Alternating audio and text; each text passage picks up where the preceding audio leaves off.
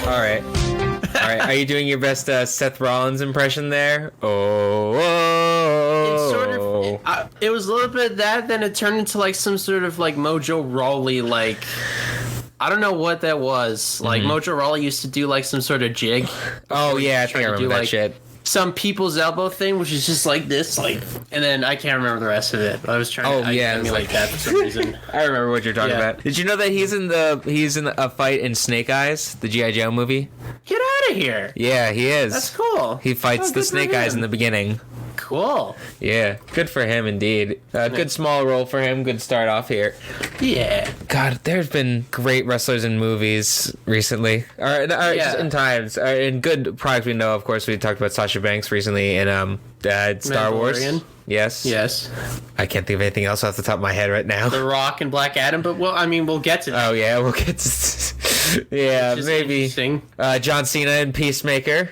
Absolutely, yeah, and his own show, and in Suicide Squad, of course. Oh, of course, amazing. But you know, all we need is like the Miz to play like Johnny Cage in Mortal Kombat. Yes, just like if that ever happens. Please let that happen. Yeah. If not him, John Morrison. Okay. Why not? I wouldn't put John Morrison. I wouldn't put him in any like as like a stunt character. He might be good. Maybe like if he can do a southern accent, maybe like Aaron Black like the cowboy. But I don't know. That's different. Got the long hair for it. Probably is. I think he's willing enough to cut or do something else with his hair for a good role like that. But But if you say like for the other cowboy character, I'd be down to see John Morrison play a cowboy. John a cowboy. Yeah. Also, it works too because he's already a Johnny. You do Johnny Cage, John Morrison, Johnny Cage. It works. God damn it. The case is now stronger. Oh man. Get Johnny in the cage. Johnny Combat. Johnny Combat. Oh, there you go. Speaking of combat, I combated tough natures in life to get where we are today. Oh, yeah. Wherever the hell we are. Yes. Where are we? Well, we'll tell you first that I'm Jordan. And I'm Jared. And welcome back to the J+J SecuriCast podcast, a podcast about who cares? I think it's stuff that we care about, otherwise I wouldn't be here right now. I'd be having a nap. Yeah. Well, it's stuff that we care about. And if we're talking about stuff that you don't care about for whatever reason, you can always check the time codes that Jared always lovingly writes in the descriptions of all the audio recordings of this stuff while he's editing. But tonight we're talking about things like just Konami remembering Silent Hill exists, a lot of negative reviews of Black Adam early on, some updates to the Marvel Cinematic Universe in terms of delays and some castings. We have the early resignation of a British Prime Minister. Yes, Harrison Ford is gonna shuffle his almost corpse onto a Marvel thing. Yep. Some underpaid voice actresses, which is always sad. Yeah. Always sad to see. And we're going to end things off, I think, with Werewolf By Night. Yes. Yes, good. Great. You know, good product. We'll talk all about that. Can't wait. So, we start things off now as we usually start things off with some episode corrections and fun notes. Now, Jordan, you said the people of Wales would be cheering more for the death of the Queen than the people of Ireland or North Ireland. Well, historically, like just from everything that I've heard, and like a lot of this has been like anecdotal from the Trash Taste podcast, which I believe at least one of them is from the UK, Sea Dog VA. He's talked about like how like people in Wales just absolutely despise people who live in the United Kingdom and like the British the British people specifically, the people on the mainland. So like he knows better than I do, but I just kind of find that funny. I don't even remember what I talked about last time about that. That was back all the way in episode 64 when the Queen died. Yeah, that's right. But I mean, hey, I think the funny thing that I saw happen when the Queen died was videos of people doing "Lizzie's in a box, Lizzie's in a box." That's so like tasteless, but it just happens. I mean, like she's not gonna be offended. She's gone. So yeah, it just I don't know. It's kind of too much there too soon. Yeah, I don't know. All right. next we go to some J+J Travels. Should I milk it some more? Maybe though. Well, I think like you should give a bit of setup, like explain what your week's been. I mean milk it to wait till more people come in. Oh, if people come into the show. I don't know. We only just started. Yeah, that's true. We will clip it. All right. Well, I guess we might as well get to it then. So, as many people and I have mentioned before, I work at a furniture store. Mm-hmm. And one of the unfortunate things is I don't have coworkers at my store because we can't seem to get anyone to do the job. Yeah. So I have to do a lot of the work by myself. Even when the boxes and instructions say that this thing should be built by at least 2 people. I still do a lot of them by myself. So I had an hour to take apart a bed. A bedroom frame. Take off the mattress, the box spring, remove all the planks then that were holding up the box spring, and then remove the rails and slats from the footboard and headboard. That's where the trouble happened. Okay. I wanted to first just take off them from the headboard because the headboard's heavier. I didn't want it to lean over and possibly get taken out. But then, with that being said, when I tried to remove the footboard and slats away from the headboard itself, the headboard kind of came flying down as well because of momentum. And I didn't realize in time, turned around, and all of a sudden, bam, it bashed me in the leg. Really, God. Really, really hard. Damn it. It really hurt. It was like, and there was no one around to see. It hurt a lot. I still had to finish getting this bed out of there as much as I could. Well, actually, I just set it back up so it wouldn't fall. And then I went to go get myself some ice. So, yeah, I was wearing jeans at the time, wearing multiple layers because I knew it was getting cold. It was getting colder. Yep. I'm gonna stop delaying. Let's get to it. Okay. All right.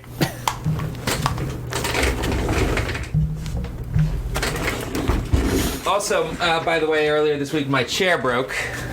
Cool. So that's messed up too. All right. Oh, let me get the microphone out of the way. The microphone is there. Oh, wait.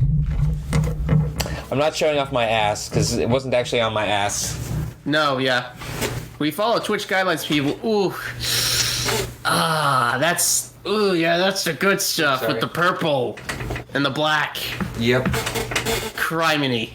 Ugh. I'm hitting the clip button. Yep, it hurts. It hurt a lot. That's all you get. Sorry, I pulled up almost a little too much stuff in my underwear there for a sec. Yeah, that's alright. Hey, Jared, when that happened, did you go? Yes, that is exactly what I was thinking. Pretty much, yeah. That's what's been going through my head all day. All day, every day. It hurts a lot. I currently am on a bunch of ibuprofen and painkillers. Here's the thing. This injury came at a very unfortunate time because I had a procedure done on Monday. And in this procedure, I was not allowed, because of this procedure, I was not allowed to take any painkillers at all leading up to it because it might mess with the anesthesia. I needed to be put out for this. I'm not going to go into specifics about it, but that meant I had to sustain through the pain of this leg injury with just putting ice on it. Wow. Just icing it a lot, keeping it elevated, and it was not a lot of fun. It hurt a lot. Afterwards, after the operation was done, I got a bunch of ibuprofen. I have been on a bunch of ibuprofen most of the days, except when I forget. And icing still. I went to I didn't get the chance to go to a doctor because I had other things happening. Like the next day after the operation, I had a concert that because of the injury, I decided not to drive to. I decided that we would take public transportation, which makes no sense because that means more walking. Yeah. More pain. Right. My family encouraged me mostly to do this. I wanted to drive more, and originally also I was not supposed to drive. It was the other person I went with that was supposed to drive. Yeah.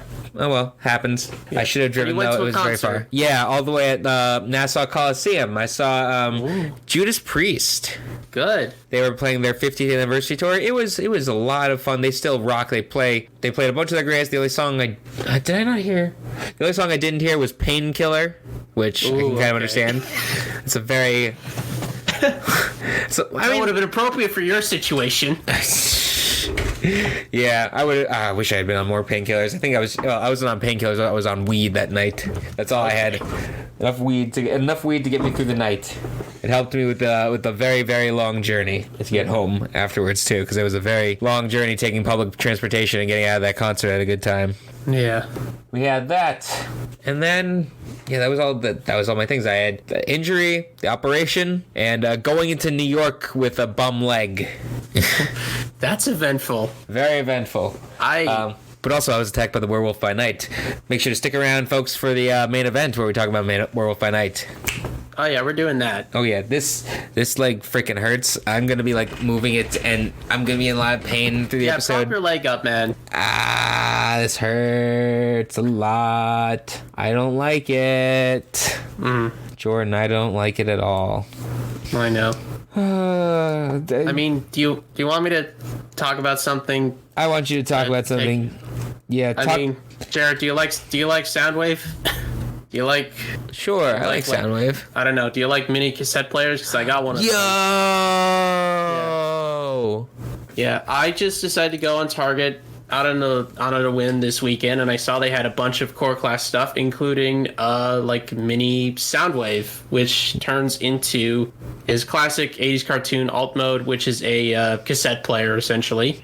And they even went so far to include it's a non-transforming piece, but it includes one of his cassettes inside, Laserbeak. Mm-hmm. It's very nicely detailed. I'm surprised with all the silver paint in here. It's actually quite nice. The fact that it comes out like that, that's actually really awesome, yeah. Yeah, it fits in. The transformation's pretty darn simple. Standard. Yeah. It's one of the first times you've done a transformation. I can do it because it's like a $10 toy. So it's pretty easy to do. That tiny thing is $10. Yeah. It's just the prices have gone up, and I even see a report like Hasbro's like stock has gone down recently because people aren't buying as much because of the price increases for all the toys and whatnot. But they're too many toys, not enough supply. No, it's just like prices are going up, like sale prices, and then shipping prices as well, because like everything's kind of a mess right now. But this is still, I think he's definitely worth the $10 as far as Soundwave goes. Like the head sculpt is really nice. Can you actually press those buttons on him? I'm trying to get him. The buttons aren't pressable, but I'm trying to get him to pose with them. It's kind of hard. He's not very posable. Yeah, it can almost kind of do it. I'll have to look up and see if there are other people who can do it. His arms are on ball joints though, so they can kind of go in and out a little bit. Not much though. But yeah. But that's just like a Transformer we just got this week. It's just a little Soundwave. He's really good. Yeah. Well, that was our J+J Travels. Yep. Let's moving on to what we're going to talk about here today. We have the unfortunate... before we get to actually this passing, we had earlier today heard about the sad passing of Kevin Nash's son. Yeah, Jesus. Oh my God. Sucks. Very sad for Big Daddy Cole losing one of his best friends. In Sky Hall, and now his son. Yeah, that's horrific. I don't know about the details that have come out yet, but it's just a horrible thing to go through. I don't ever want to know what it's like for to be a parent and then lose your kid like that. That's just horrible. And apparently Tristen was working on Kevin's podcast as well recently. I believe he was the co-host even. Yeah. Oof. So it's just our condolences to Kevin Nash and his family for that just awful loss. Yeah. Our condolences. And did we talk about the death of Sarah Lee? What was her name? We did. We did. Okay, we did talk last week. We also had a few days ago the death of Robbie Coltraine. Mm-hmm. Very big actor. You might know him from a lot of multiple products, but he's more of a character actor. He's something that I've seen, or I haven't seen a lot of these movies, but I know about a bunch of these movies. Like he's been in GoldenEye, he's been in National Lampoon's European Vacation, he's been in Tale of Despereaux. I actually saw that when I was very little. Mm-hmm. And Brave, even. He's a big character actor. He's been in a lot of great movies. But, of course, he is most well known for Rubeus Hagrid. Yes. The big man. Big man himself. You're a wizard, Harry. One of the most popular lines in all of cinema. Absolutely. Or quotable lines in all of cinema. I still remember that first movie really well, and the... he was in all 8 movies. God, yeah, that's right. Yeah, he still played like some role, and I think like even in like the Deathly Hallows, like he was a big part of like the opening like chase scene with the like when Hagrid got back on the motorbike with Harry, which was a really cool callback to the first movie. Yeah, they had fortunately had lost Hedwig, I remember, in that fight. Yeah. And a bunch of people as well. But I think I don't know why this was my favorite Hagrid moment, but it's just like what was the dragon egg hatching scene? That was a fun one. Oh yeah, that's a great scene. I remember. The beard caught on fire as well. Yeah, when he has the little date with the in the Order of the Phoenix, not Order of the Phoenix, and Goblet of Fire with the women's headmaster. Oh, that's headmistress. Oh, that's right. Yeah. They have a little date together and they go see the dragons. Oh, that's cool. Yeah. Right.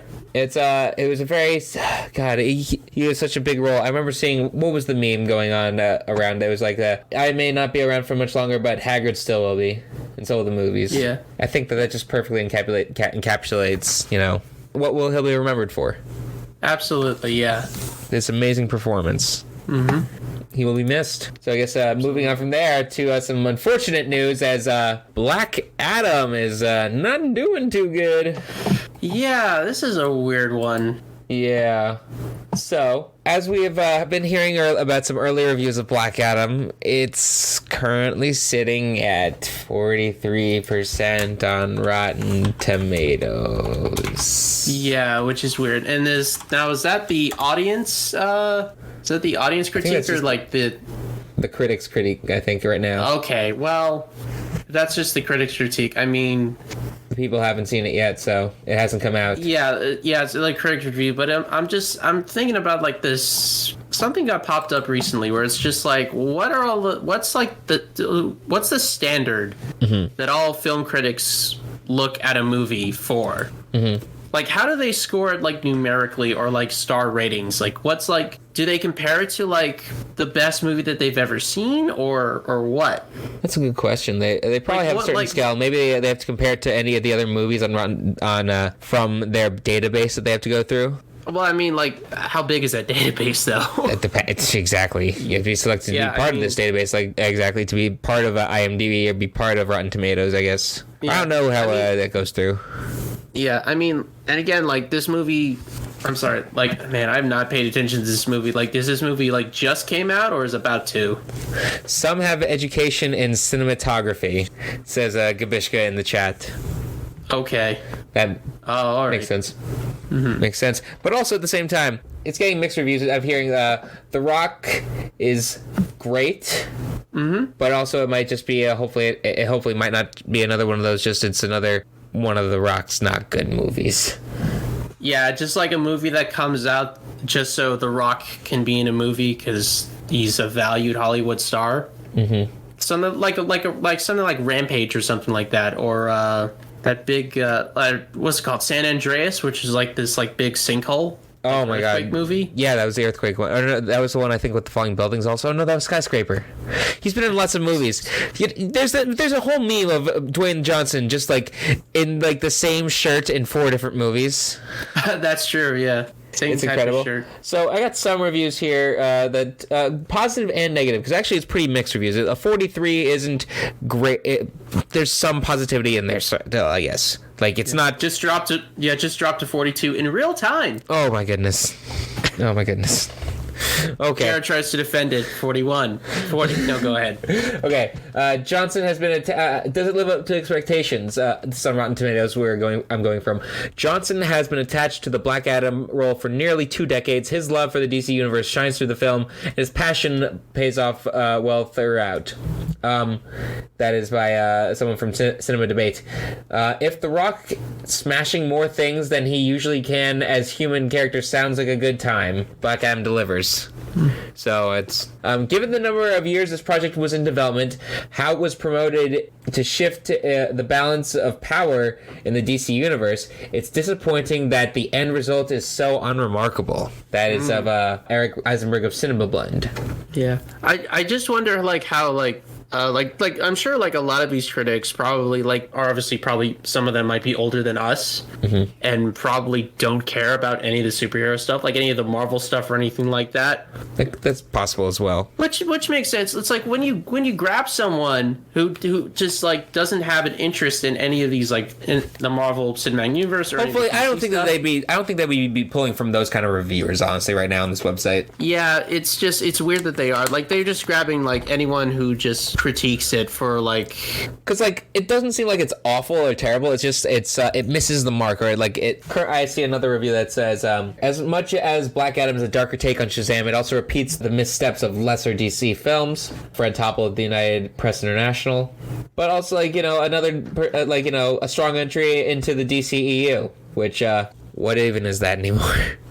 It's not completely awful. Yeah. That's what that means, I guess. I guess so. Yeah. What I will say about it is, like, always with critiques, if you want to go see the movie, just go see the movie. I agree. There have been many movies where, like, the critics got it wrong. The Dark Knight Rises, for example.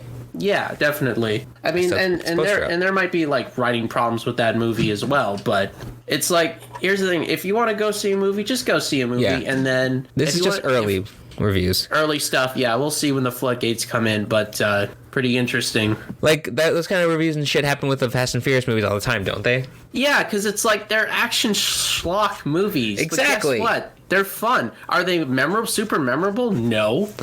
Well, are they rich, like in story, symbolic critiques of the human condition? No. Nope. They're about a ball. Cars go fast. Steal the thing. Exactly, and every movie is like, what stunt can we do that's even more stupider than the last one? How can we do that with cars? They went to space. And that's it. That's it. That's all it is. Well, you want some more fun schlock, Jordan? I do love fun schlock. Well, we've got a reboot possibly coming of The Naked Gun. I have no idea what The Naked Gun is. You don't know what The Naked Gun is? Do you know, It's a movie. Yes, do you know what's his name? The very old actor. Pierce Brosnan. No. I need to see his name again. Leslie Nielsen. Do you know who Leslie Nielsen? I've heard that name, yes. He's a very old actor. He died back in... I can't remember what year he died. He was a very old actor, but he lived for a long time. Lots of serious roles, and then he somehow got into the comedy roles. Oh, he died back in 2010. Okay. I know him very well from Airplane and Airplane 2. He's very well known for these Naked Gun movies where they're kind of like spoof movies. Okay, then, and such. And this, I guess, is a spoof on a spy movie. I don't know if you ever heard of the Naked Gun's body condom scene, where like two characters are supposed to be having sex, but they're just wearing two gigantic condoms around themselves. Okay, that's. And you see like the two condoms fall on a bed. Wow. All right. I don't. I've only seen that little bit of it, but it's a big franchise apparently. But imagine it coming back with Liam Neeson. It's comedy, but it's like he's like a detective. Yeah. Liam Neeson, known for Taken, that franchise, of course, known for many other action franchises. I remember the movie Non-Stop always comes to mind, where people actually clapped in the theater I was in when that plane landed. Oh my god. Yeah. I'm not kidding. But Seth MacFarlane and Akiva Schaffer, that he was part of the Lonely Island, are officially courting Liam Neeson for Paramount's Naked Gun remake. The Taken actor is in talks to lead the modern version of the 80s slapstick variety, 80s slapstick film, Variety confirms. So apparently the Chippendales Rescue Rangers and Lonely Island member will direct the movie. I love Chip and Dale is doing like a spy movie with like gruff Liam Neeson. I know. I mean, we've seen Liam Neeson take on funny roles. I mean, have you ever seen that clip of him in Ted 2? No, I have not. I don't know if it's Ted 1 or Ted 2, where he comes up with a tricks series like, listen, I'm not a child. I can see that. And I understand the rules on the box are like, that tricks are for kids. Yeah, I don't know. Are you sure about these rules? Are they very strict on them? And it's a very comedic scene. So and he's taking on very funny roles too. I don't know if you've ever seen there's a clip of him also holding like a pink elephant, I believe. Liam Neeson pink elephant. Oh, from Darkman, Oh, okay. where he has a pink elephant and he's yelling at his wife, I believe. All right. He sparked chatter online by reviving the 80s comedy earlier this year, telling people that McFarlane and Paramount had been pursuing him to resurrect the Naked Gun films. However, the actor had still yet to sign on the dotted line. If I ever finish my career to bring it in another direction, I honestly don't know. I think he'd be funny enough for the role. I think he could pull it off. It's a very slapstick. I've never seen him really, like, he's, I guess, a very physical actor because he does a lot of his own stunts, I guess, and fighting in the movies. Yeah. He could probably get physical for, like, the slapstick of this universe, or this universe of films. Yeah. The franchise, I should say. The Naked Gun cinematic universe. Anytime you say, it's just because of Marvel that I say the word universe. I just need to say franchise. The word franchise I've lost. I'm sorry. I hate it. That's what I mean. Apologies, Liam Neeson. Hopefully you do sign. My comment there doesn't make you stop from signing on the dotted line. We got some announcements as well coming. Yes. Jordan, tell us about this these spooky announcements that we have coming right before Halloween. Woo. Only 10 days. Oh my god, it is Halloween. So these bastards timed this perfectly. Okay, so Silent Hill is a franchise that has been kind of dead for a while. The last sort of game that came out for the Silent franchise is actually, Jared, I think you played it. I played it way back. Yeah, do you remember PT? Oh. Do you remember that game? Oh, I did play PT. Yeah. Did you beat it? No. Okay. I'll just say it. So when you I know what happens. I know what happens. Yeah, when you do complete PT, like, it's sort of, the camera zooms out and it goes from, like, I think goes from a first person perspective to third person perspective, and you see a character played by Norman Reedus sort of walk away from like the house that he was into like a cityscape, and a little title card comes up that says Silent Hills. And that was supposed to be a cool little marketing thing where PT stands for playable trailer, and you play through the little short games to reveal, like, oh, there's a new Silent Hills game coming out. That game never materialized because it was being produced by Hideo Kojima. Hideo Kojima soon after had a big falling out with Konami. He left and that project got canceled. Now, however, all of a sudden, a bunch of Silent Hill projects got announced. All in a row, unexpectedly. Yeah, like they had this, like Konami just had this big showcasing stream where they announced a bunch of projects. The first one is a remake of Silent Hill 2, which Silent 2 is like the Resident Evil 4. It's like the most beloved game of the franchise. A lot of people are kind of dunking on it because of like the way it looks. I think as a sort of a non-silent, as a person who's like not really into those games, I think it looks good, but I do think there's something kind of missing about it, and I feel like a lot of it has to do with like the lighting. Like you see a little too much detail almost. Let me see if I can on those find fingers. that comparison image. Yeah, I mean the game looks good, and it's obviously like just a teaser trailer. We're not sure if it will look exactly like this. Hang on a minute. I'm trying to see if I can pull this. I can't really pull up images for you guys because I don't think that would be good for the stream. But I am seeing the video as well. It's, my goodness. Like, I've seen video of the original Silent Hills. Holy crap. Yeah. The detail, the mapping, probably like just the visual shots that you see. One shot that almost looks like it's not from that's not cinematic enough. It's also like just throughout the trailer, there's like a lot of cool stuff. The monsters look cool. Pyramid Head looks cool at the end of the trailer that shows up. Cool. Yeah, but I think actually, I can pull up the image that I'm talking about when it comes to like the lighting. Go for it. Just people don't like about it as my computer tries to. Oh, there we go. So, and like one of the big thing, like one of the images like that has been like scrutinized big time for a lot of this stuff is the scene where the main character is like looking into the mirror. Give it a second, it's pulling up. Yeah. I'm not getting the image for some reason.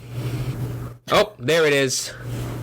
Yeah, so yeah, it's original remake side by side. Wow. Yeah. Wow. I don't know, it's just like I don't know. No, I don't think it's too bad, but I think it's, I don't know, maybe it's just the original or it's just like the lighting. I don't know, because I've also been thinking about one of the like comparison shots for like one of the upcoming Halloween films there was like a remake of a shot from like the original film, and how like you could, in the original film you can barely see Michael Myers, whereas in the new one you can kind of clearly make him out, and that kind of takes like sort of the terror out of it because you can just kind of see it. Is that just coming very similar? Or coming very suddenly? Yeah, definitely. That imagery, oh my goodness. Yeah, there's some crazy stuff in the Silent Hill 2 remake. I mean, it looks good. It does. But I find it funny how the reaction to like Silent Hill fans are finally getting new games, and it's just like it's this weird negative reaction, but not like it's like we wanted it, but we're like we wanted really like this. But something that I do want to see is actually an actual, not a remake, but a sequel to the actual series, and it's called Silent Hill F, which is just a teaser for like a it's a teaser for a new game, and it's just a young girl walking through a town, getting trapped by some like weird blood flower tendril things. And by the end, she turns into like a weird flower girl. And then taking inspiration in its name from Dragon Ball Super, Resurrection F, of course. God, yeah, sure, whatever. Sorry, and it's the first thing that came to my mind. Yeah, and it's being developed by Neobards Entertainment, story by Ryukishi07, character designed by Kara, and produced by former Nintendo developer Motoi Okamoto. Now, I don't know any of these names, unfortunately. I just don't know any of these names. But I guess that's a good thing, because it's like, hey, it's like people that don't get a lot of spotlight are getting a chance to like make a game of like a new game of a property that's people sort of know, which I think is interesting. Let me see. And then there's also Silent Hill Ascension, which is being described as a real life, not real life, Jesus, like a live real time interactive series. People think it's like a sort of an Until Dawn game situation, which is more of choose your own adventure, but also you do need to do some action things that could affect the ending of the game. Yeah, exactly. It's a choose your own adventure game, like a Telltale game or Until Dawn. Yeah, but this is a series, so it's like it might be an episodic release, like Telltale game. Okay. Yeah, which kind of makes sense. So, but the interesting detail here is that if you fail, apparently there's no reset button. Like, you might just have to start from the very beginning of the game. I don't know, which is pretty interesting. Definitely kind of like that. Right way. Yeah, maybe even end game early if you lose enough characters. Yeah, most likely. There's another game, I think, called Silent. And then there's Townfall. Developed by Observation Stories Untold creators No Code. It's very, very, very brief teaser, like no gameplay whatsoever. But the studio's creative director says that you can expect deep psychological horror from it. And I think finally is 4 games right now. Yeah, 4 games and a film. A film called Return to Silent Hill, actually directed by the writer and director of the very first Silent Hill movie all the way back in 2006. Oh my goodness. So I don't know if it's going to be a sequel to that movie or what, but kind of crazy that they're throwing a lot of projects on the wall. I'm surprised that they're just doing all of this at once. So it might be like a bunch of... They might, instead of doing like one big project, they seem to be doing a lot of little projects, like working with like indie studios and whatnot, which I think might be kind of smart. Definitely, if they want to be able to develop, they might bring in inspiration that maybe the originals aren't able to get out in a new series. What the heck was that outside? I don't know. Yeah, you heard that, right? It's one of the monsters. Yeah. I don't know. Don't attack me, please. But Jared, do you have any like weird psychosexual trauma that you need to get out? Because if that's the case, the Silent Hill monsters are for you. I don't think so. You think? Not that I know. We'll find out when these games come out, I guess. Yeah. Or in series. Yeah, speaking of games that are coming out, Bayonetta 3 is set to come out really soon, and unfortunately some details are coming out that are not so pleasant. So basically, when Bayonetta 3 got announced, everyone was very excited. But something that people noticed was that the voice of Bayonetta sounded different, and that was because we had a new voice actor. It was a new voice actor. It was a new voice actor. The original voice actress for Bayonetta, Helena Taylor, was not returning to voice the titular character for the third game, and was replaced by voice actress Jennifer Hale. Now, Jennifer Hale is a very talented voice actress, but the reason why she's not staying with the movies because she's not getting paid. Yeah, exactly. Helena Taylor. They're fucking her over. Yeah, Helena Taylor was meant to return to Bayonetta 3. I believe she even went through auditions again for the role, because sometimes video game studios just do that if they just want to run auditions again, or if there's a new voice director or whatever. Something like that. Helena Taylor went through the auditions and received an offer of getting paid $4,000 for the whole voice acting gig, which is ridiculous. $4,000. Now, we don't know how much she was paid for the first two games, but $4,000? Yeah, for a game that is of a popular franchise that's being published by Nintendo, I believe. Yes, by Nintendo. Yeah, and for that's not enough. Like Helena Taylor even straight up said, that's not even enough to cover 2 months worth of my rent. Which I mean, she probably lives in LA. I imagine a lot of actresses do. And she said, absolutely not, I'm not doing that. And she only recently revealed this, probably breaking NDA about actually talking about this. Oh, that was confirmed. She did break a non-disclosure agreement, which honestly, good for her on that, because that is a bullshit pay. And honestly, I don't know who wouldn't support her, really. What could they do?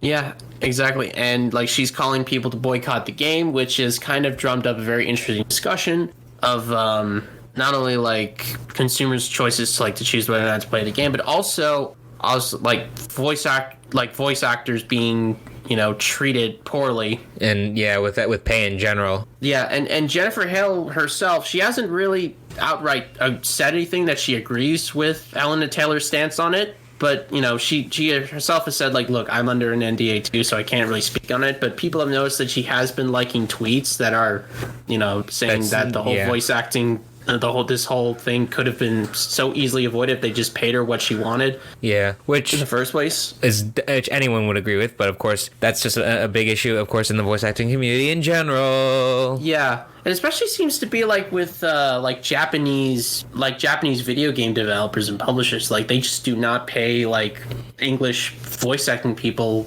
well at all. They don't want to. Apparently, and even some from the Silent Hill games, the old ones, a lot of those actors and actresses have come out and said yeah, I got paid nothing for these games, and I don't get residuals, and I don't get royalties or anything like that, which sucks. This is why a lot of those voice actors do Critical Role.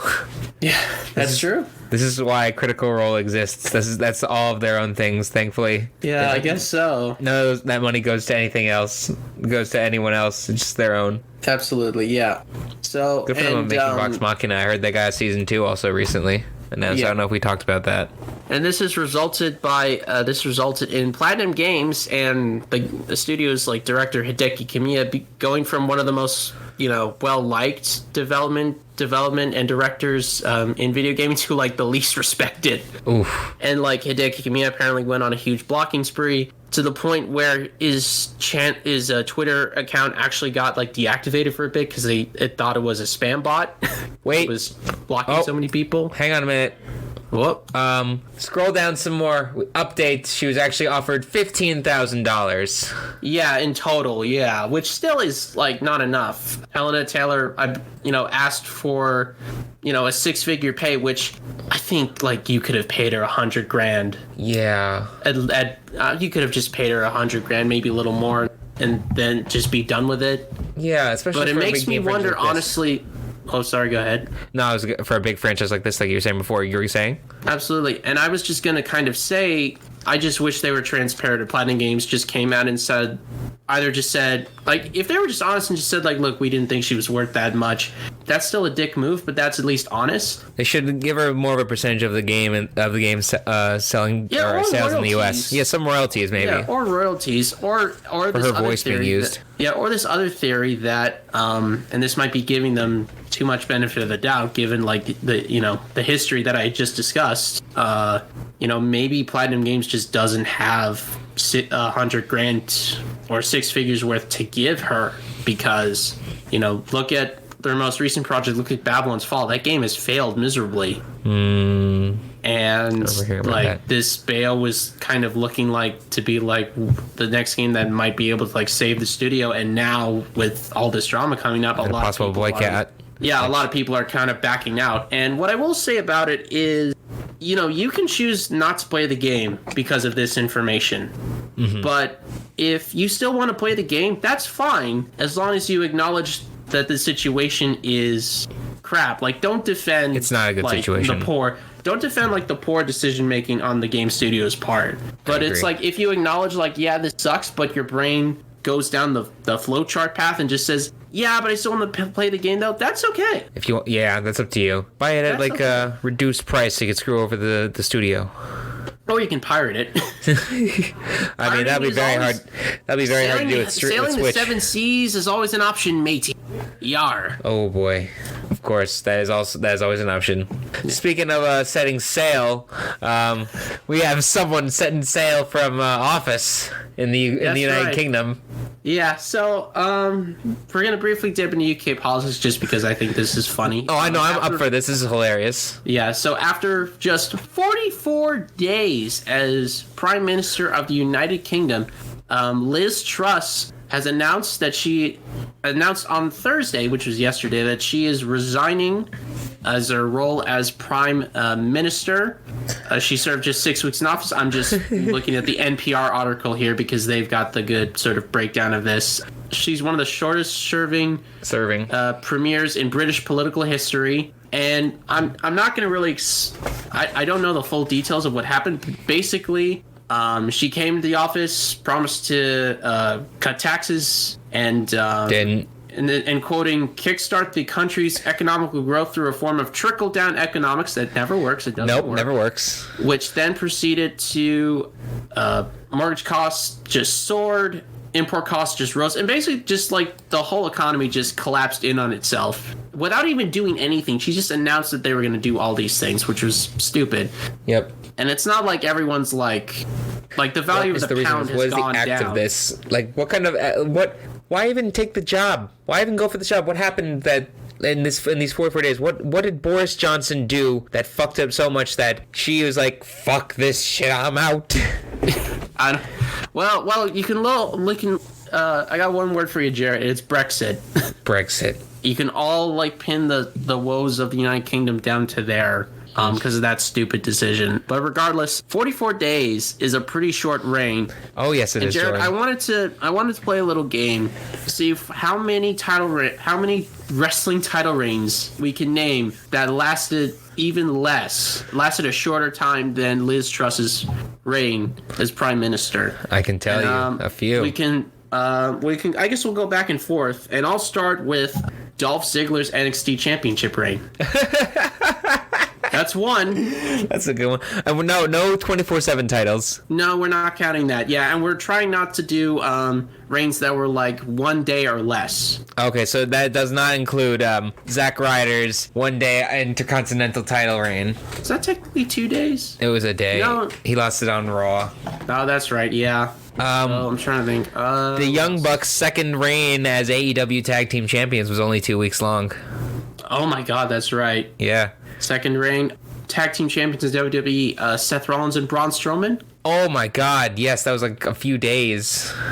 Yeah, just to put some drama into like the feud. Look up those Raw Tag Team titles, you'll find a bunch. Yeah, Raw Tag Team titles. I believe Brody Lee's reign as TNT champion. Yeah, that was unfortunate. Unfortunate, but also still good. Produced great matches.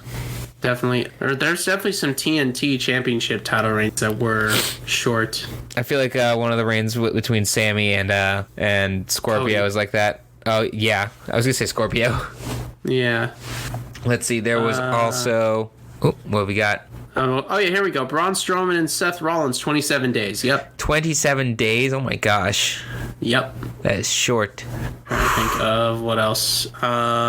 You got a big list there with the Raw tag team titles. I know. Yeah. Let me see if I can recognize any of these. The Miz. The Miz's second WWE Championship reign. 8 days. Oh, good Lord. 8 days. Yeah. I see like Batista and Rey Mysterio for 2 weeks, starting in December of 2005. I think Angle and Benoit was also like only 16 days when they won. Yeah, they were like the first champs. Yeah, they were the first. Yeah.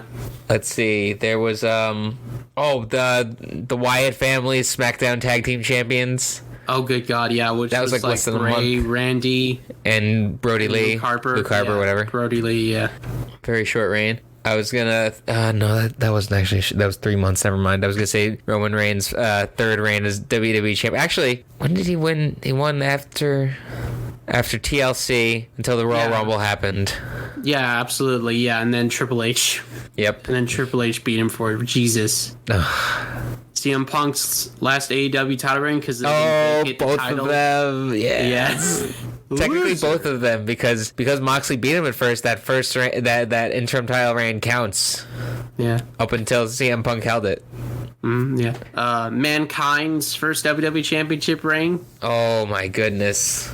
That aired on, I think, was it the Super Bowl? No. It was not the Super Bowl. It aired on tape delay, and WCW mocked it. Yes. Which ended up driving everyone to see, wait, Mick Foley's going to win the title? I know, right? Yeah, they spoiled it because it was taped. Yeah, right. Good job, Tony Schiavone. Oh, yeah, no, and then I'll put butts in seats. And then Mankind won it again and held it for 20 days after a special match that aired during the halftime of the Super Bowl that year. Right. Yeah, so the UK just can't get it. They just can't get with it. No, this is, I think, general elections for a new prime minister, I think, are being held like pretty much starting next week, I think. So pretty fast. If that's the case, I think that would make it whoever steps in now is going to be the 6th prime minister in the last 5 years. Jeez. It's a joke. That is, we'll never have another Margaret Thatcher. Yeah. Well, moving on to some more positive things again. John Carpenter, famous director, would love to make a movie on Dead Space. Yeah. Dead Space, the Isaac Clarke man. Yes. With his weird gun that isn't a gun, but like a construction tool. I think I've seen gameplay of the first game. It's a very awesome game to play. And this guy's 76 years old. Yeah, John Carpenter, yeah. So just to name some big films that he's made before. Escape from L.A., The Thing, in the 80s. Halloween. Yep, the big That's John Carpenter. Escape from New York. Big Trouble in Little China. Yes. And many, many more. Oh, and of course, They Live. Yes. They do live indeed. Why not give John Carpenter this role? This role of director. Yeah. I mean, who knows? We might, and like Silent Hill's coming back, we might get like another Dead Space game. Who knows? Yeah. I forget how well though did that what was it? Resident Evil Raccoon City do? You mean like the movie recently? The movie, yeah, that was a recent movie. Oh God, I don't know. I just pulled it up. The reviewers gave it a 30, but the audience gave it a 65. So okay. So who knows? Who knows?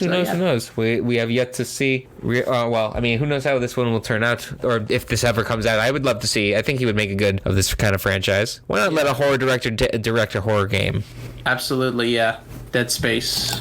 That would be cool. Yeah, he says he wants to do it himself. He said in multiple podcasts, so I say do it. I saw stuff for Fallout getting filmed recently nearby my girlfriend's place. That's right. More video game movies that are good though. Yeah, definitely. Let's get into some Marvel movies. Who would you get to play Isaac Clarke? Oh, sorry.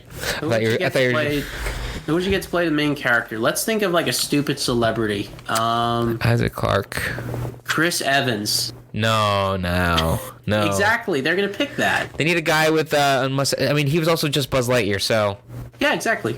They're gonna pick a big name. No, they need someone else. Doesn't he need to be bearded or no? I don't know. I don't know what Isaac Clarke actually looks like under the helmet. It's a good question. Oh wait, does he not have a face? I think he. Well, I'm assuming there's a human under there. Isaac Clarke face. There's a face underneath his weird vent face. Yeah, he just looks like Commander Shepard. I was gonna say, what's his name from Breaking Bad? Aaron Paul. Aaron Paul, maybe. Let Aaron Paul have a leading role in this. It's fucking aliens, bro. Exactly. It's like aliens, yo. Help. It's not him. Hey, Mr. White, check out the plasma cutter. If not him, The Miz. Oh God, no. From now on, the backup is just gonna be The Miz. Yes, when in doubt, call Miz. Mike. Call Mike the Miz Mizanin. Yes. And so hopefully this gets made. I mean, hey, John Carpenter wants to do it. I believe he's a trustable director. I guess he's made so many great films. And going on to a great film franchise, we got some Marvel news before we get into our main topic. Mm-hmm. Some news on the Marvel Zombie show. It will be a different continuity from what was seen in What If. That will probably get concluded in What If Season 2. Hopefully, yeah. When that comes out, yes. Mm-hmm. And currently, it's set to only be 4 episodes long. Interesting. Now, whenever I hear, like, it's only going to be X-Men episodes, but it's like, what's the length of each episode? Is it going to be 30 minutes, or is there going to be, like, I imagine, like, if it's an animated project, it's going to be like 30 minutes. It's an animated project. Okay, so it'll be like probably 30, 40 minutes each. Yeah, they've already released some there's some images that were shown back at, I believe, D23. At San Diego Comic-Con. So you can look those up. You'll see which characters are in it a lot. I believe that Shang-Chi was added to this universe because he wasn't in the originals yet, or he wasn't even in the MCU yet when the original What If came out. So who knows what this how long this will be. A lot of these Marvel shows seem to get shortened from what they got announced as. But this is currently only 4 episodes, so who knows what we'll be getting by then. It's a show coming a while away. Yep. So another upcoming news, Harrison Ford, 82 I believe year old Harrison Ford is set to come join the Marvel Cinematic Universe and replace William Hurt as Captain Thaddeus Thunderbolt Ross in Captain America: New World Order. Man, it doesn't matter. Like, if you throw enough money at someone, you can get them to do anything. Mm-hmm.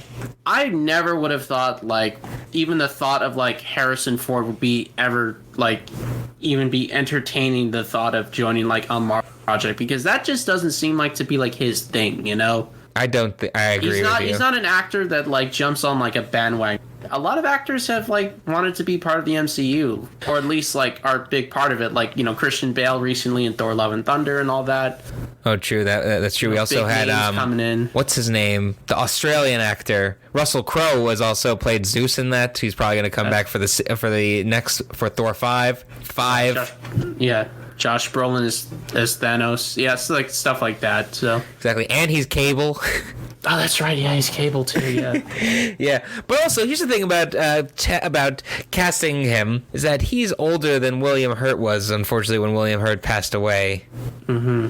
So God willing, let him be still be alive for that. But it's kind of it's a kind of a funny, weird choice. It's a little bit of playing with life and death kind of talk. But I don't know. He could die beforehand, basically. I hope he doesn't. Yeah, but it's just like exactly. We hope he doesn't. Just watch Harrison Ford pull like a Norman Osborn and just like hit Captain America with like a spine buster. Yeah, he's not gonna not in Red Hulk form, just like normal old man like Ross just power bombs Sam.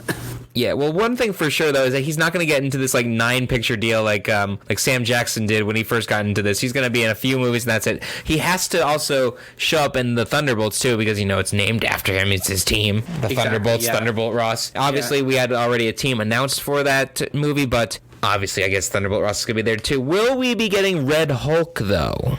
Do you think we could? I think there's enough, and like Jared, you out there's so much footage of Harrison Ford and there's so much reference material that you could easily like scan like a Harrison Ford-esque face onto a Hulk body, no problem. Oh, definitely. Like that would be super easy. Like I don't think you can get Harrison Ford into a mocap suit. No, that's not a mocap suit. I watched a behind the scenes actually recently for this kind of stuff for the Hulk movies, and they had this like makeup on his face to like just have him do all the facial motions, and they would like track that onto the spot or for the different scenes. Oh, cool. Okay, Yeah. that's interesting. Really cool stuff. I'll send it to you.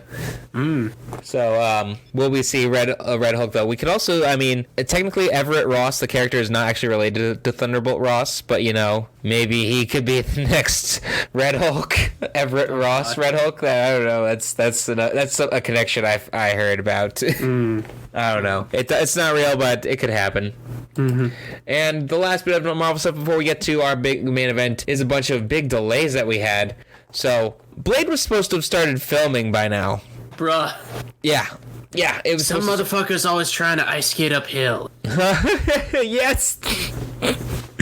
That's a line that you'd have to have seen that movie to have the original Blade to know.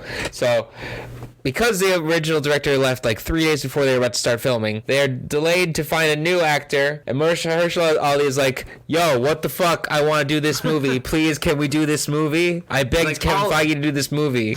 He's like, I'll direct it myself. But don't. Hopefully not. I don't think we've had a Marvel director to actually do, well, other than Jon Favreau. So Jon Favreau wasn't a main character though. Yeah, he was. He just played like Happy. He played like side characters. So currently it's being delayed from November 3rd, 2023 to June of 2024. So we'll be seeing it around my 28th birthday. Okay. There we go.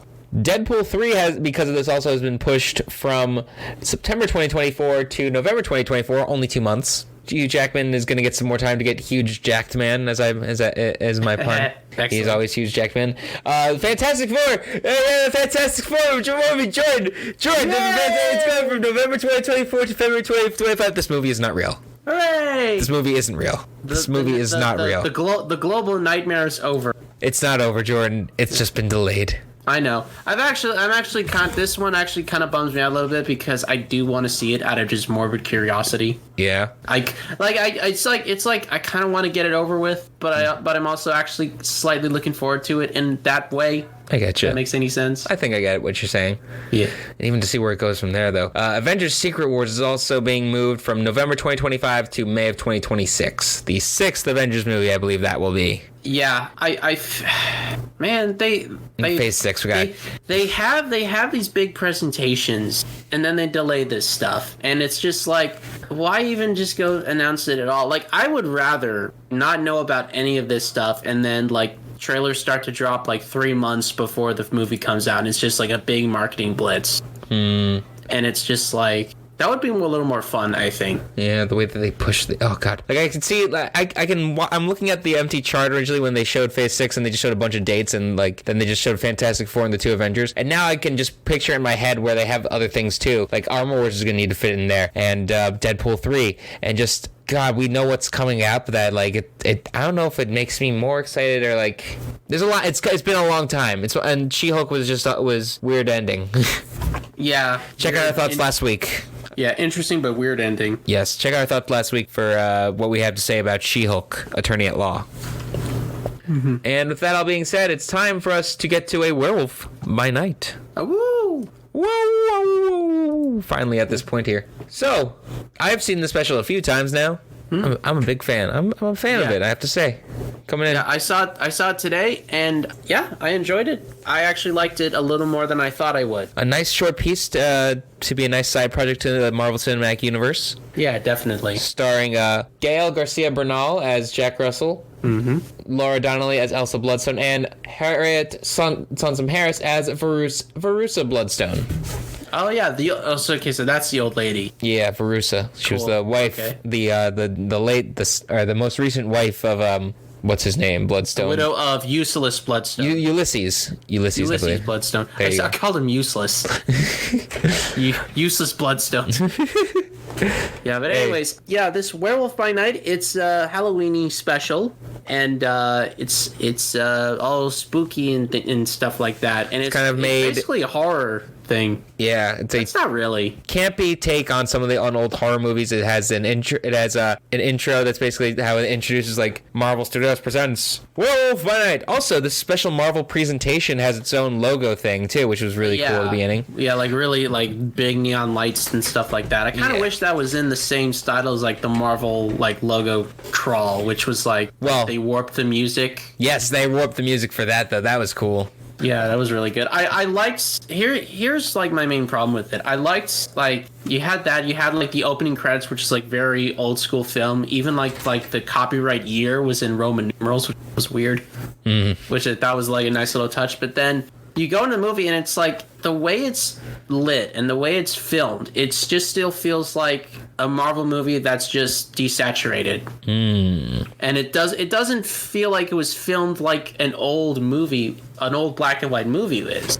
You know, I kind of feel like that's sort of missing. I feel like it's like if you just kind of filmed this like a normal Marvel movie with color, you know, they're probably going to release some sort of cut of it like that. They might, but it's just like that's my only gripe about this. Is like, man, I like if they're gonna do like an old horror film homage, I wanted them to like film it like that. Like I wanted to. I think they just stuck it with a bunch of homages too, like getting trapped. The way that we see the transformation sequence of Jack of our and Werewolf by Night. We had a nice. I'd say it was.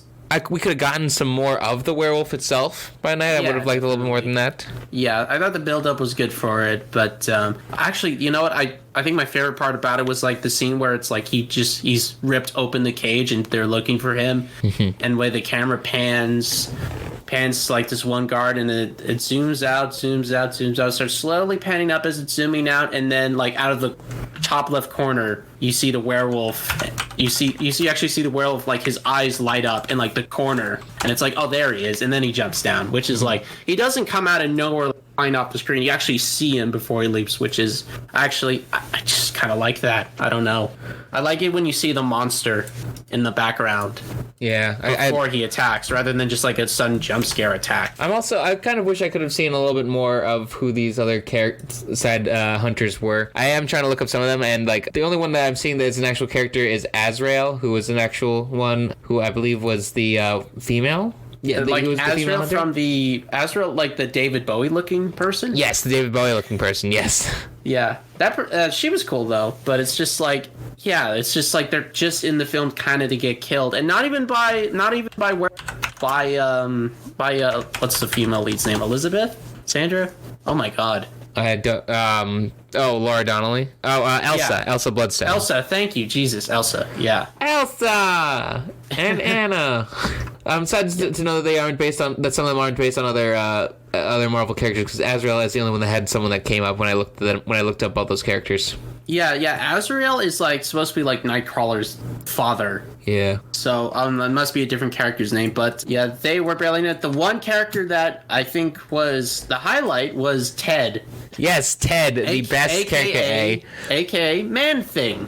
Oh, Man Thing, like it was so fun. Yeah, it was a cool addition. I'm torn, and like the whole plot of it basically is Jack goes in to this big hunt ritual. So I think whoever's like can slay the monster and be the greatest hunter will inherit the bloodstone. I think he also cool touch of the bloodstone was the only thing that was color in the whole show. Yeah, that's right. Point. The red glow is the only thing that has any color. Also, I believe that he pretended to be someone else. Yeah, like a family member or something. No, he pretended to be some other hunter, I believe, to get into that meeting. That's true. Because he must have lied about getting all those kills, whoever it was. Because he couldn't have been a hunter himself. He couldn't have been there in the past. He would have been discovered by now as being a monster himself. Yeah, exactly. Like he must have just sent like his kill count, something like that. And they go off and like lied about it.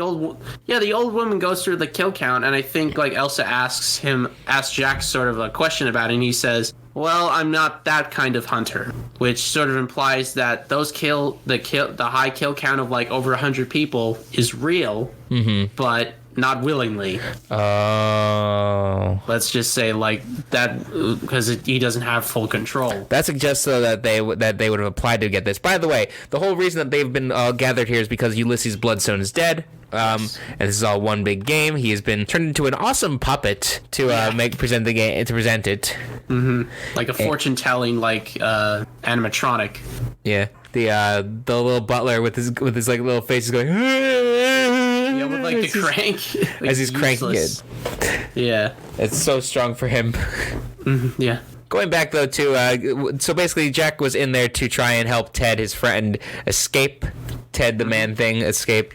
He and Elsa end up working together for this. He has to go explode the wall. The Bloodstone has been attached to the Man Thing to make him go more angry and rageful and not understanding, even though it doesn't seem to really work. No, it says that the Bloodstone weakens monsters by attaching them, but also like upsets them as well. So it's weird how if it weakens them though, that like it would still keep them transformed. Yeah, it keeps them transformed, and like actually it kind of defeats the point of like, oh, this is like the ultimate hunt. But it's like if you're weakening your prey, then wouldn't that kind of take some of the glory out of it? In theory, kinda. I don't know. Maybe this Bloodstone like family thing isn't as hyped up like is supposed to be. Perhaps which not. I think might be. I don't know if that's. Who knows? We don't even know if we'll ever end up seeing a bunch of these characters ever again.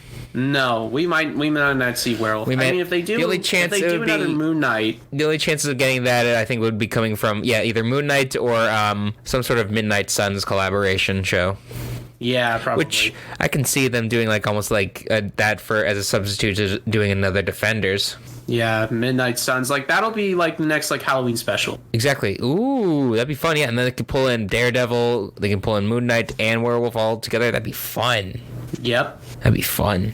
Definitely. Good to see the Man Thing. I kind of wish it wasn't CG. I kind of wish it was big dumb. Like to go with like the old style movie tropes. I kind of wish it was a big sort of big puppet suit. Animatronic thing. Yeah. Kind of wish or at least part of it would be, but like I bet part of it was. I mean, because I was looking at the model like at the end where it's in full color, and I'm like, is some of it like an actual like practical effect? I don't know. Who knows? But it was cool seeing Man Thing also burn and destroy people. I have no idea about Man Thing and its powers. Like, does it just like drain the life out of people? Yeah, the life and soul that people that fear it, I think.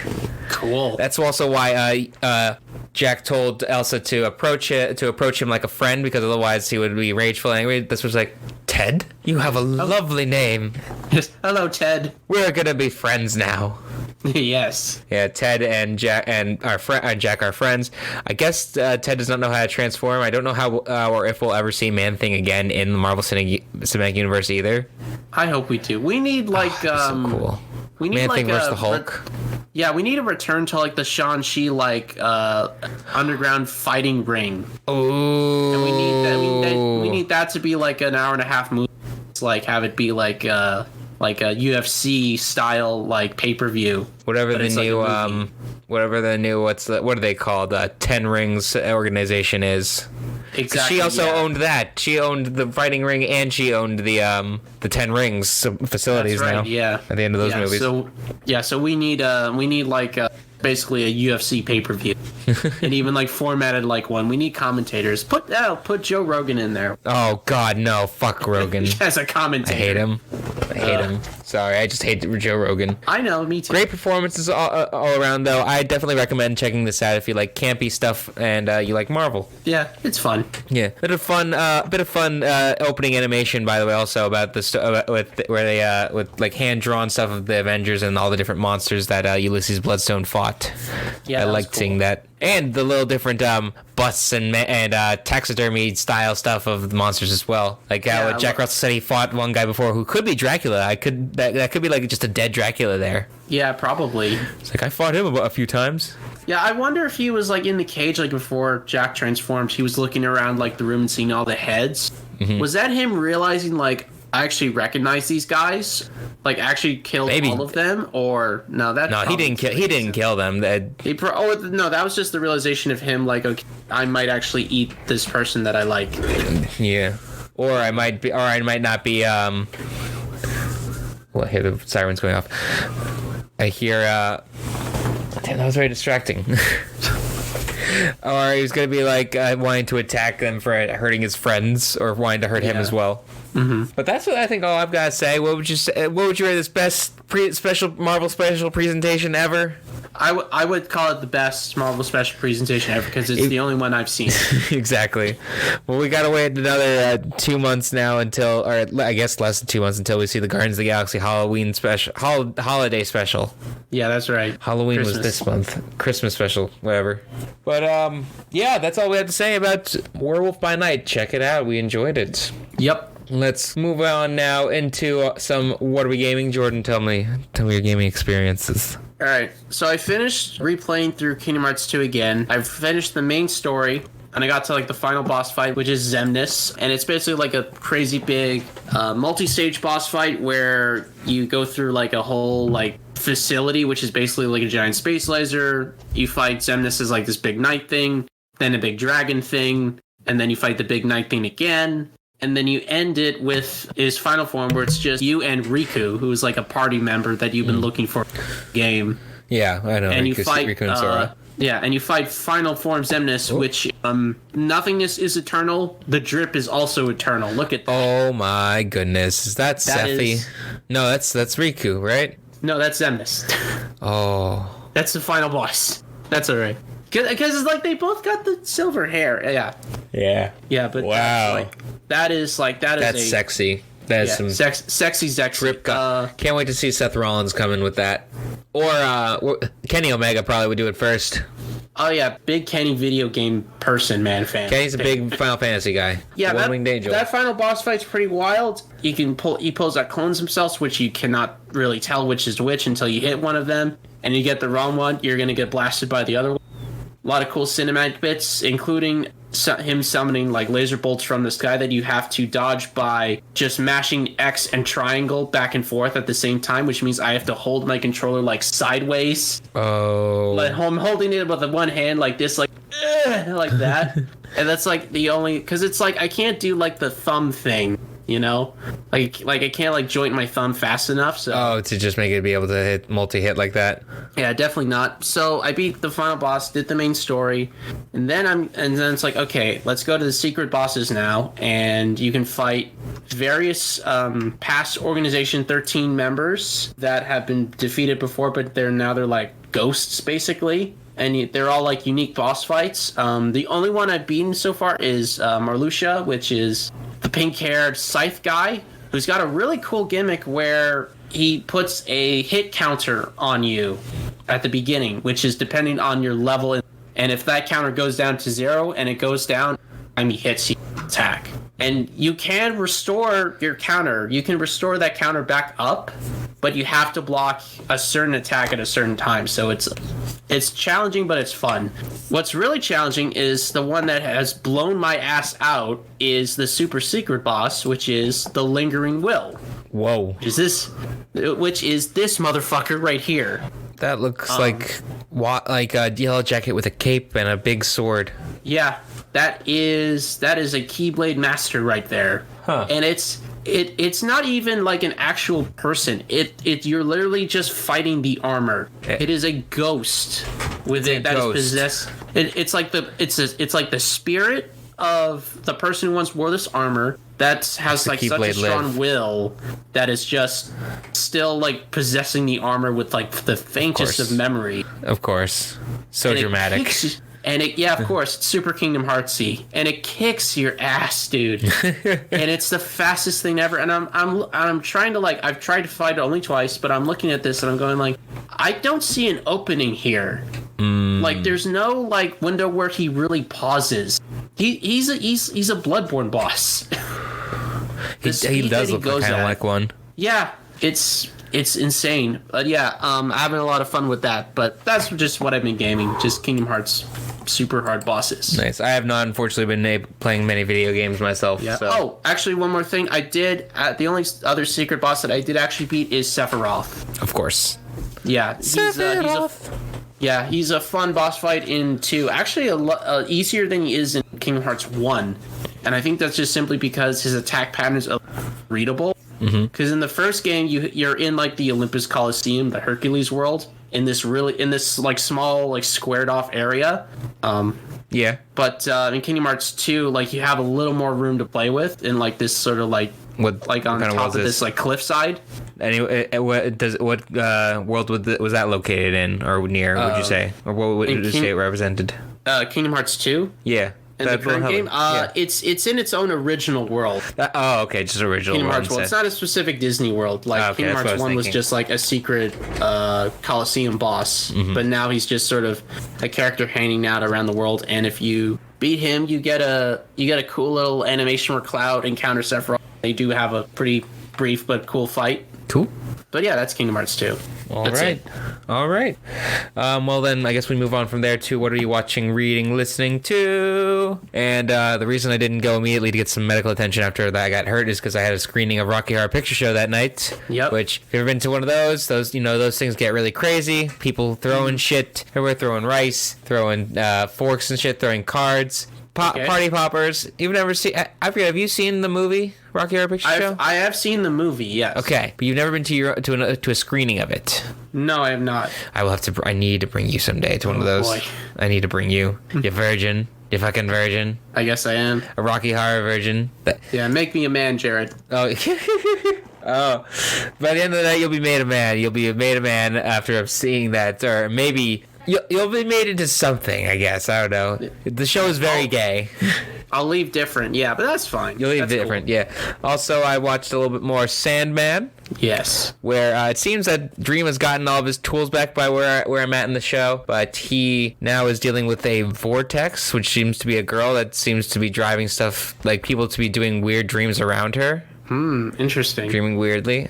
She herself is looking for her younger brother that is lost. We don't know what else is going on. It seemed to be like that she has now found her. The way they said that she was her grandmother, a long lost grandmother, but the script said great grandmother, which did not make sense because of the way that they explained it. Time. Yeah, this lady was like asleep for so long. Time is very strange. It's a very big element in this show. And also there were some like serial killers that were like trying to summon up the bad guy that sparked off all of this bad stuff to have happened in the first place. So still waiting on that. Some guy called the Corinthian. So like there's no like central villain that really has appeared yet. No, I'd say the Corinthian has been like the overarching villain of this. Okay. And it's sent out like other people to like do terrible things that Dream has had to stop because Dream was trapped for like 100 years in a box. Okay then. Yeah. Other than that, I also watched another episode of Dahmer. Sucks to be a gay man in the 1970s and 80s. Yeah, I can only imagine. For him and himself, I guess. I mean, that's not me trying to feel bad for Dahmer. That's what the character of the show is. No, it doesn't make what he did right. No, it doesn't. He was terrible. Fuck what he did. And God, we were watching like his first like kill last night, and my God, is it brutal? It's fucking brutal. But that's about all I really watched, and I think that about wraps us up here, Jordan. Yeah, pretty much. So I guess it's time to close it out. So thank you so much for joining us here this week. Whether it was watching us live here on twitch.tv/J+J_SecuriCast or listening to the audio recording of this podcast on Google Podcast, Amazon Music, Audible, TuneIn Radio, Alexa. We're also on Listen Notes, Spotify, iHeartRadio, Pandora, Player FM, Samsung Podcast, Podchaser, and Podbean. That's JNJSecuriCast.podbean.com. You can download and listen to all of our previous episodes. Don't forget to share our show. Let us know when you're listening on social media. Tell a friend or trick a friend into listening to our show by telling them that we're doing some cool bullshit, even though we're going to show off some like some cuts and bruises and shit. Yeah. Be careful. It hurt a lot. Don't get hurt, and folks at work. Remember, only you can prevent forest fires. And when it says it requires 2 people to build, get a second person. Yep. Yeah. It's very hard to find people to do jobs. Well, you know what you got to do to get him in. You got to give him a good starting wage. Exactly. I don't know what the starting wage is right now, even, but I'm making a decent wage right now for how long I've been there. Yeah, good. But yeah, you need to get people in the door. But yeah. Exactly. Find us on our Facebook page, which is our main source of information at facebook.com/JJ SecuriCast Pod. Follow our Twitter and Instagram at J+J SecuriCast Pod. Huh? Go. Oh, I took over from you. And then I just stopped on you. I totally threw you off on purpose. Jared, I thought you were pointing at our social medias, which you can find at the top left of our screen currently. Oh, that's up there. But if you're just listening to the audio version, follow me on Instagram and Twitter at JRyan9000. Yeah, it's over 9,000!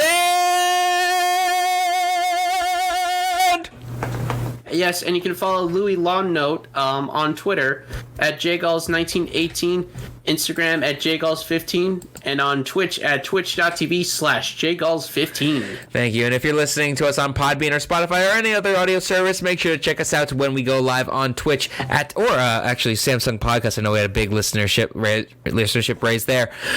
You can check us out on Twitch at twitch.tv/J+J_SecuriCast. We go live on Thursday nights or Friday nights, usually around 7:30, and stay on until around 9. Join us and interact with the conversation. Please feel free to email us with suggestions or kind words at jjsecuricastpod@gmail.com. Big thank you to Adobe Stock Music for our intro theme, City Lights and Purple Planet Music, Grease Monkeys for our outro theme. And with that, Jordan, we have locked up this SecuriCast for the evening. Yes, sir. Ooh, yes. Good episode. Jordan, I've heard rumors that that CM Punk's contract might be bought out by AEW. Yeah, that's gonna be a lot of money, but yeah. This could be a lot of money. Yes. Who knows? And in the end, was it a good year? For Punk, like for CM Punk fans, absolutely. Like not the end, not the way it ended. Yeah. But everything, like the return, the feuds with the matches on the TV matches on Dynamite, the feud with Eddie Kingston, with MJF, leading all the way up to the where him winning the championship for the first time, and then the great regaining of the championship at All Out until it was ruined. Why CM Punk went in there for business for himself, I guess. I wonder if he just honestly felt like, yeah, this is going to be like when I did the pipe bomb back in WWE. People are going to be on my side. And it's like, well, no, because people actually like AEW as a company. Yeah, people are going to be, and we like the people that you're shitting on, and you're saying just embarrassing things about them. You're not shitting on a company. Yeah. Now, granted, shitting on some people. Yeah, now granted, like, he is, like, we have not worked with the Unboxing Kenny Omega. Punk has. Yeah. But at the same time, if they were doing, like, if they were, like, really immature, like, more people would actually be willing to come out and say, like, yeah, the Unbox weren't really great to work. I don't know. Apparently Kenny Omega's just brutally honest to work with and not the greatest at filtering himself. Yeah, brutally honest. Based on some meetings, I guess. But it's like, man, I guess you gotta have thicker skin, though. Yeah, gotta have thicker skin so you can be able to rock and mosh out as we close things out with our nice rock song and stuff. Yes. Of course, as always, sorry for the little things that we had. AEW is still great, though. Actually, it's about Rampage is about to be on in about a half hour, so I might be checking that out. Yes. Be doing that after I download the episode, of course. Can't lose it. No, yeah, I'll do it too. Oh yeah, that's all we got though, folks. Thank you so much for joining us. We love you so much. You're beautiful and your faces and such. Bye. J-Dog's out.